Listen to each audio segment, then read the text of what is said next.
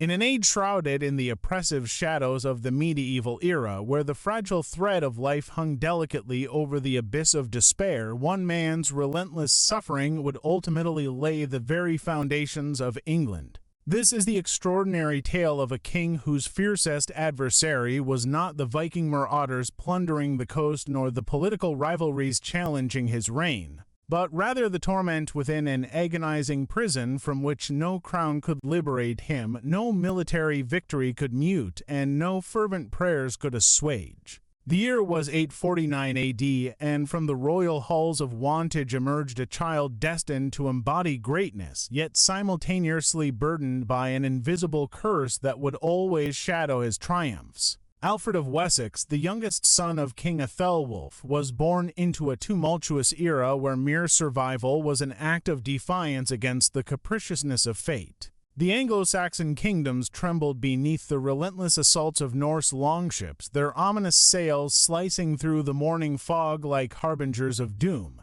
On land, disease claimed lives as mercilessly as Viking blades.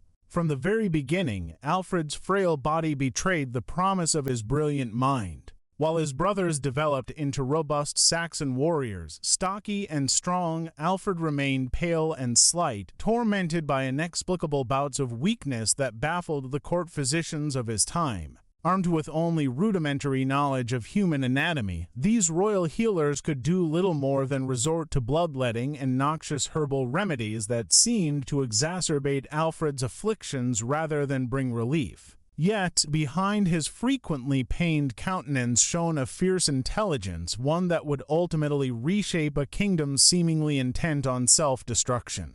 In a brutal society where physical strength dictated survival, vulnerability was equated with divine disfavor. Consequently, Alfred became an object of whispered speculation among courtiers, an ailing prince more comfortable with books and scribes than swords and shields, oblivious to the fact that his apparent weakness would one day become the cornerstone of England's might. As Viking longships mounted their unrelenting attacks along Saxon shores, decimating monasteries and enslaving entire communities, Alfred's ailment grew increasingly pronounced. He suffered sudden, debilitating waves of abdominal pain that would rack his body with agony, leaving him gasping and sweating, ensconced in suffering that no cut or bruise could explain. These episodes, which suggest modern medical scholars might identify as early signs of Crohn's disease, transformed Alfred's relationship with his own physicality into a continuous fight for survival. The tragic irony of his condition lay in its timing. As his intellect sharpened and his political cunning evolved, his body waged a war that intensified by the day.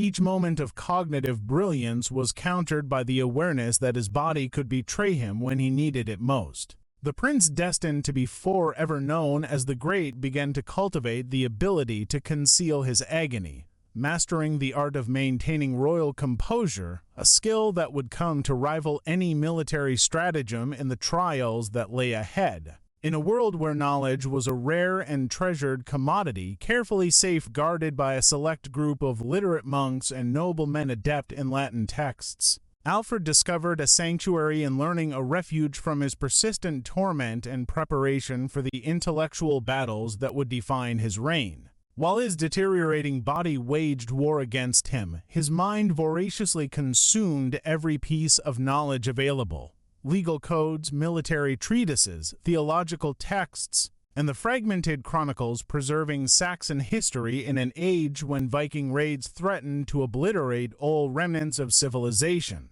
The transformative journey of Alfred, from sickly prince to formidable military leader, began in blood and fire at the Battle of Ashdown in 871. At just 22 years old, beset by the illness that had plagued him since childhood, Alfred took command of the Saxon forces against a vast Danish army poised to erase Wessex from the annals of history. As he prepared for the battle, witnesses later recounted how the young prince battled severe pain, vomiting into a basin while advisors deliberated over his capability to lead. Yet, when dawn broke on the battlefield, Alfred rose from his sickbed to mount his horse, pale in complexion but resolute in spirit. The improbable victory at Ashdown proved that greatness could emerge from the most unexpected reservoirs of fortitude. Alfred's tactical genius, perhaps honed through years of mental discipline in the face of constant suffering, outmaneuvered Danish commanders unaccustomed to facing an adversary like this.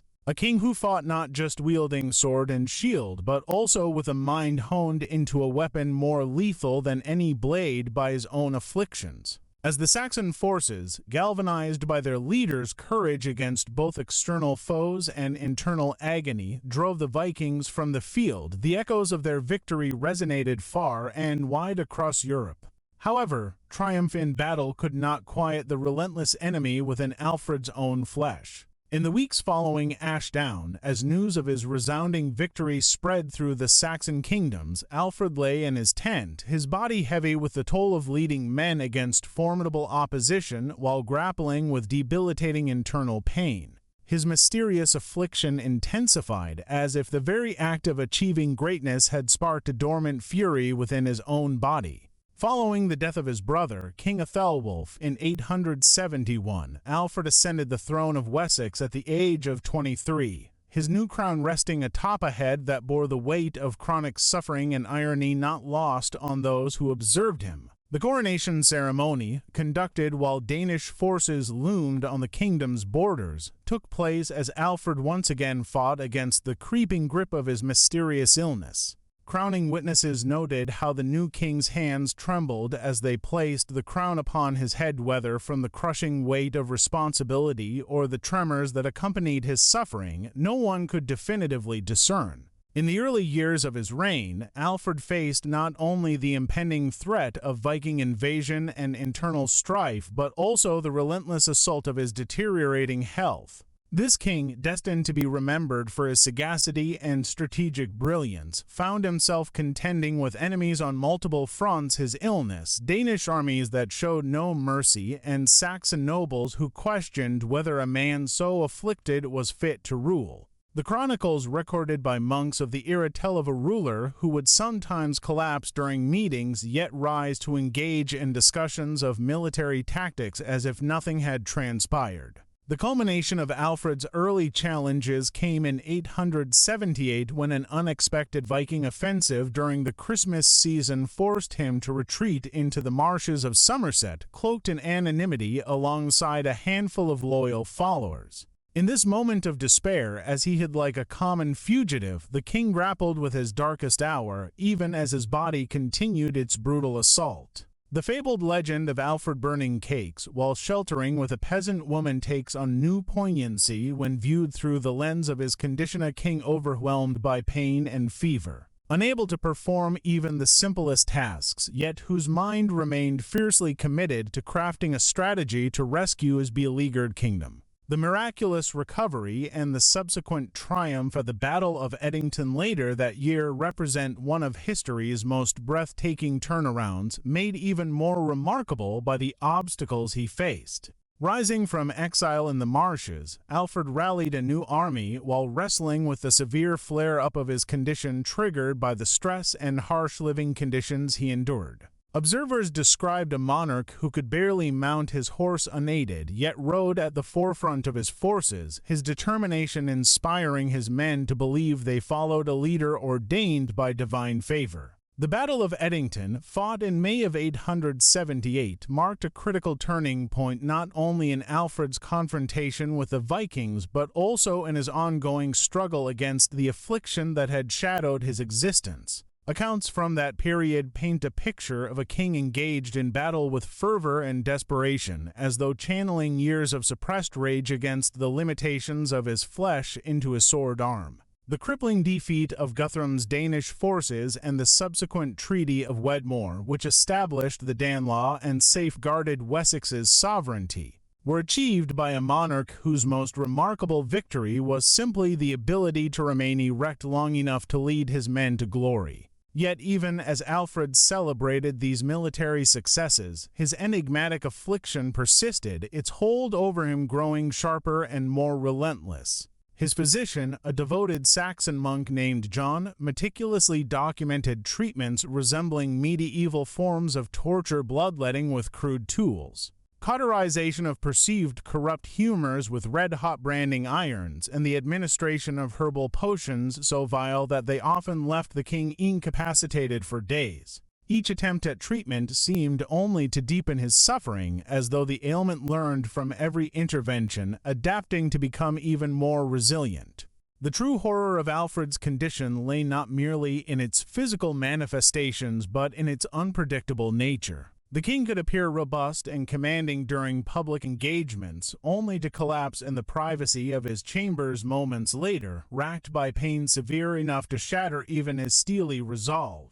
His closest advisors learned to detect the subtle indicators that preceded an episode, the small tightening around his eyes, the barely perceptible hesitation in his speech, the way his hand instinctively moved toward his abdomen as though trying to physically hold himself together against the insurgent onslaught of his own body. As Alfred's reign wore on, his illness morphed into something more sinister and complex. New symptoms emerged, confounding even the most learned physicians of the time. The abdominal pain of his youth gave way to painful joint swelling, making the very act of wielding a sword agonizing, skin lesions that would appear and disappear without warning, and relentless bouts of fever that left him fearing each episode could be his last. Modern medical evaluations suggest these myriad symptoms align closely with Crohn's disease, a condition yet to be formally identified, leaving Alfred to wage war against an enemy without identity or known remedy.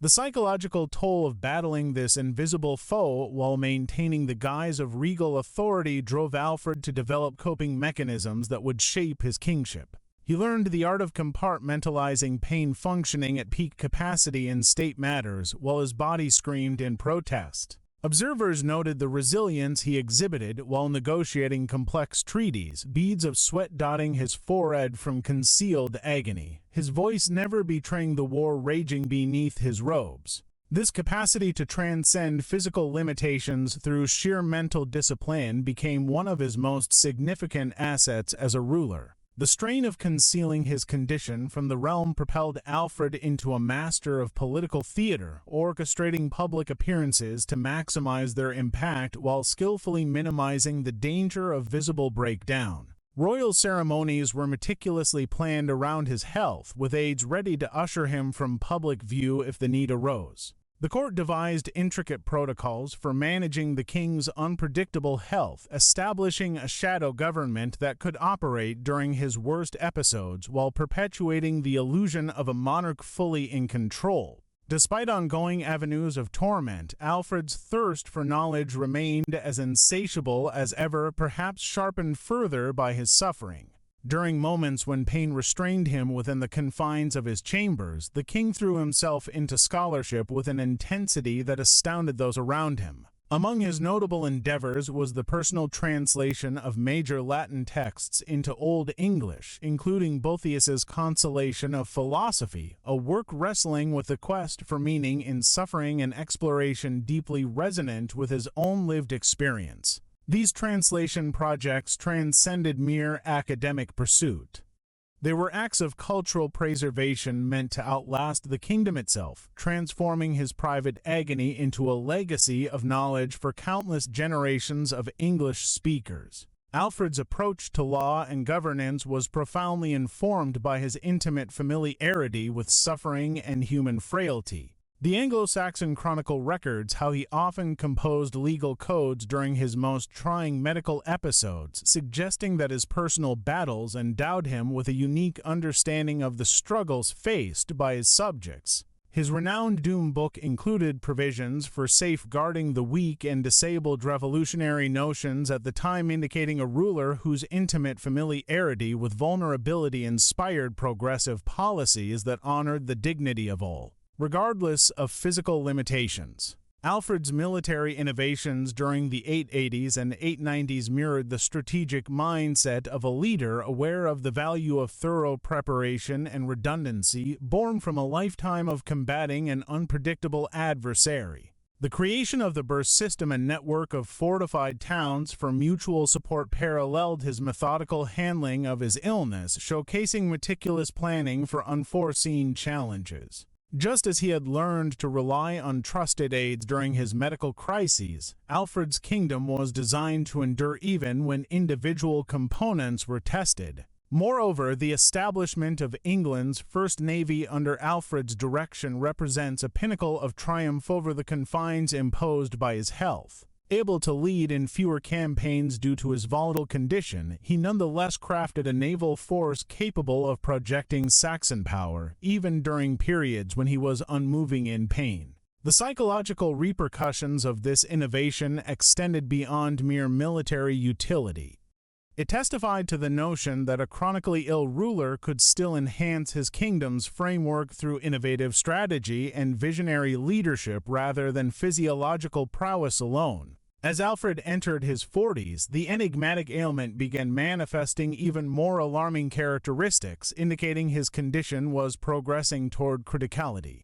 Contemporary medical texts depicted a ruler whose very being was fraught with the ambiguity of a reality marked by pain and perseverance, a contradiction both tragic and inspirational. This dynamic interplay between his physical fragility and his monumental achievements continues to intrigue historians attempting to reconcile the legacy of the man who would not only fight against external foes, but also against the very essence of his own existence, becoming an enduring symbol of resilience in the face of relentless adversity. Alfred's indomitable spirit and intellectual prowess enabled him to navigate tumultuous times, creating a historical narrative woven with threads of suffering, triumph, and the fundamental resolve of a king bound to his fate, his story illuminating the profound complexities of the human experience where tragedy can morph into monumental greatness. Thus, the annals of history forever remember not just a king, but a man who embodied the spirit of a nation determined to rise above its challenges, transforming personal affliction into the very heart of England's enduring legacy.